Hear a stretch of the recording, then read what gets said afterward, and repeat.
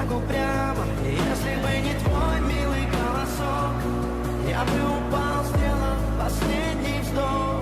И звезды мирно падали, как будто для меня. Я каждый раз загадывал тебя не потерять, но больше не могу, я просто мучаю себя. Теперь ты пожалел меня.